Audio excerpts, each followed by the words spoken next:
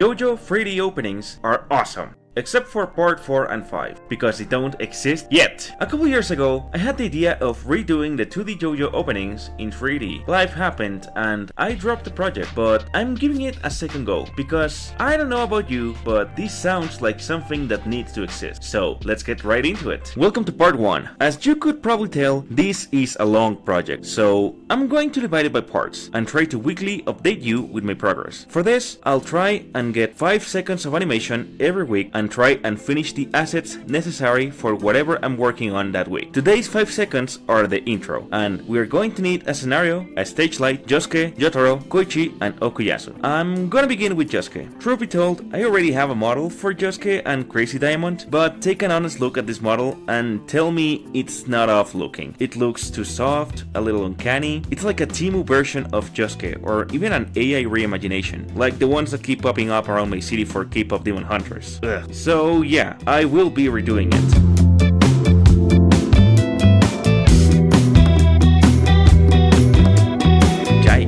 This file is so laggy. See what I mean? When I did this, I didn't even know about optimization or anything of the sort. I'll need to open a whole new file. That's much better. Let's adjust our workspace. First, I need to see my collections more clearly. Then, I need to add these options. The mouse, like arrow, helps me block meshes and collections I don't need to interact with. The camera makes sure we don't render stuff we don't need to render. Now, let's adjust this height cube and add our next cube to turn into a primitive sphere. This shape gets us into the organic mindset we need for our characters. Now, let's import our reference images to work better. I'm going to extrude the sphere to cover his overall body shape. Then I'll scale accordingly to shape out his body better. Now, let's extrude his head and begin pulling the vertices until we get a head silhouette. I think it's time to apply the mirror modifier. This will allow me to do half the work for all of the results. Now, I know this is looking wonky and weird, but trust the process. It's going to be worth it. I'm gonna leave the head like this and move on to extrude the arms and legs. This will allow me to add enough geometry to the face to better adjust later.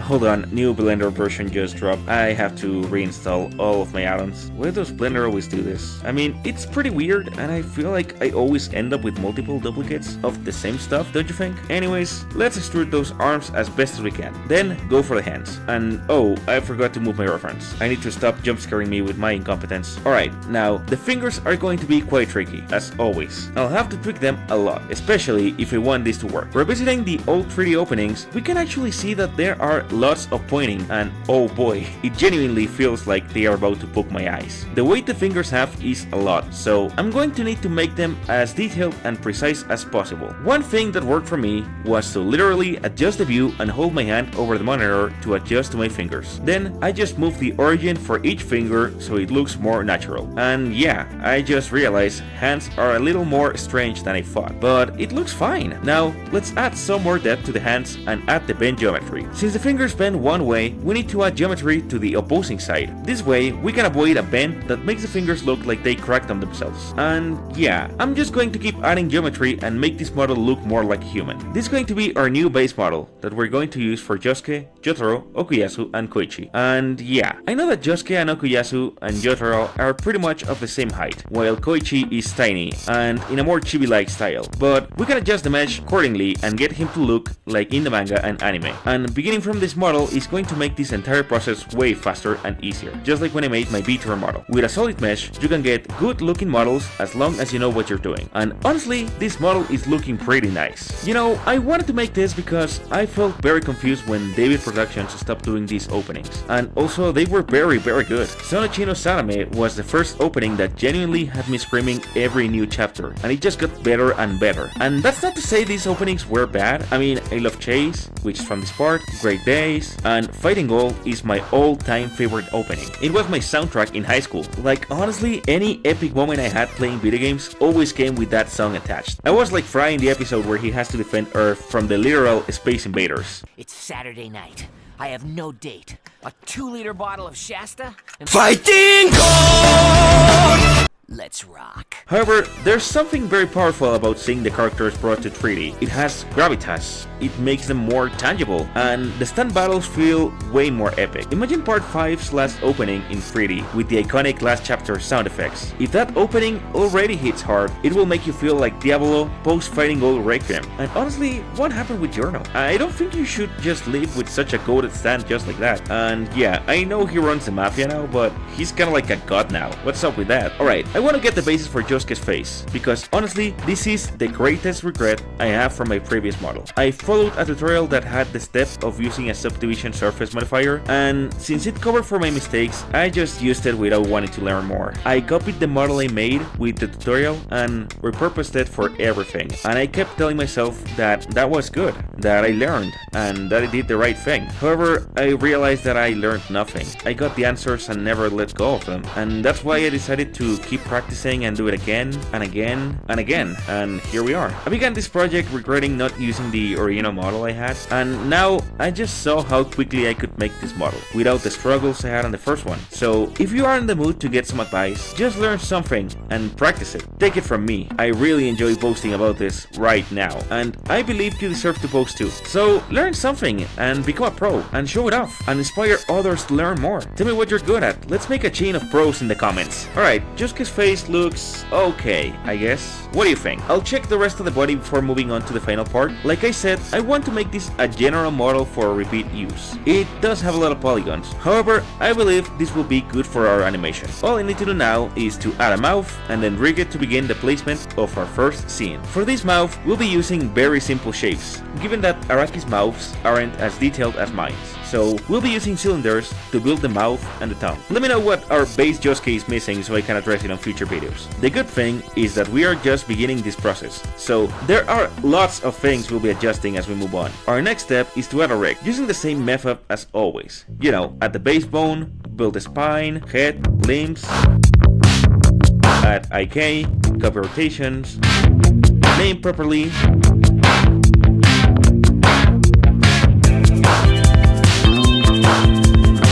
and symmetrize. Alright, I just realized that I might have shaped the fingers a bit weird, so let me fix that very quick. And then I'll save a copy of the base model, just in case. And then weight paint the rig on Josuke. And look at that, that's why I don't do automatic weight painting. But the fix is very quick. Let me get to it. Cool, now the head moves the way it should. This should be quick. Also, in case you notice, I paired the armature while the mesh still had the mirror modifier active instead of glide. This literally saves me 50% of the work. Plus, it allows us to properly add all of the extra clothes and hair details later on, because I've already spent a while doing this. So I feel like taking a break soon. So with this, I can quickly rig Josuke, multiply it by 4, and then do the base posing for today's first 5 seconds. Alright, this weight paint was probably the fastest I've ever done. Now, my last final touch is to add the rig shapes. This makes it way easier to control and animate the characters. Plus, it takes all of these uncomfortable bones out of the way.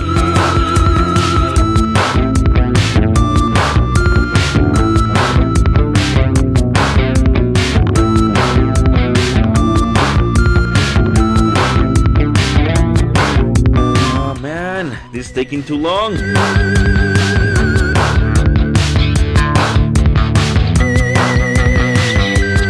There, now we're ready. Awesome. Let us duplicate for Okuyasu, Jotaro, and Koichi. For this process, we only have to adjust 2 meshes, those being Jotaro and Koichi. Given that Okuyasu and Josuke are pretty much the same height, although Jotaro's height isn't that notable, but meh.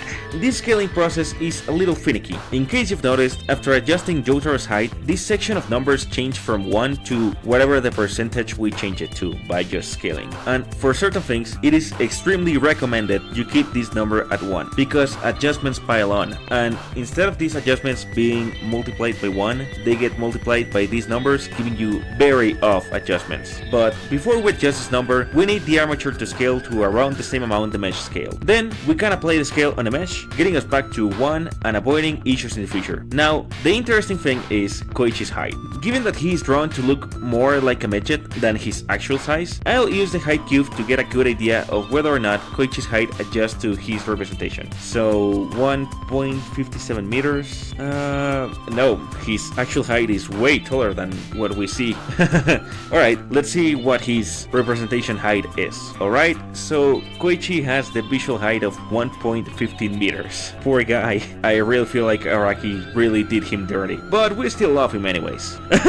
Oops, let me just adjust Koichi. Well, I don't know if that's better. Damn, we'll have to really fix a lot of things with Koichi's model. And let us remember that this is still a placeholder. Later on, he'll look better. I promise, I promise. Alright, I'm going to open a new file now, and then begin adding these characters and post them to my reference. I'm going to add some subdivisions to this cube only on two sides so we get a cylinder and not a sphere. I'll reuse the cylinder to make the stage lights at the bottom and then adjust everyone. One thing that makes me sad and a little worried is how the animation of Crazy Noisy Bizarre Town feels a little slow. I've been rewatching it on mute just to get an idea of the movement without the bias of sound, but the movement is very stiff in comparison to other openings. There obviously isn't that much perspective in here, as well as just having very simple visuals, and well, yeah, you can quickly tell that there might have been a bigger issue causing them to transition to 2D openings. But JoJo is such an awesome thing to just see it get taken down so hard. That's why it was so epic when 3D openings came back for part 6, which honestly makes sense given how part 6 ends. But I mean, there's this very weird empty space of 2D openings on the most concrete parts of JoJo. Like, honestly, I'm not the biggest fan of part 4. However, part 4 is very easygoing and more experimental. Here, we get songs as stand names, which make me excited every time. Just listen to this and tell me you're not excited. Kira Queen, Daisan no Bakugan, Boitsu Tosto! Like, okay, sorry if that was cringe. But seriously, this is the most epic thing I've seen. We have a menacing bad guy that is more intimidating because he's not over the top like Dio. I get reminded of the emotions that Queen brought us with their beautiful music, and the design is inspired by David Bowie. I don't know about you, but this was really made for me. Anyways, I love JoJo's and I really want to honor its legacy. Poor Koichi, he's so tiny. And yeah, I definitely need to go back and fix a lot of stuff. However, I feel like the poses are coming together better than I expected. However, they are positioned so awkwardly. Just look at the top view. But hey, it's coming together alright. Let me get rid of the rig so we can have a better comparison view. It looks pretty cool. Now, let's set up the stage lights.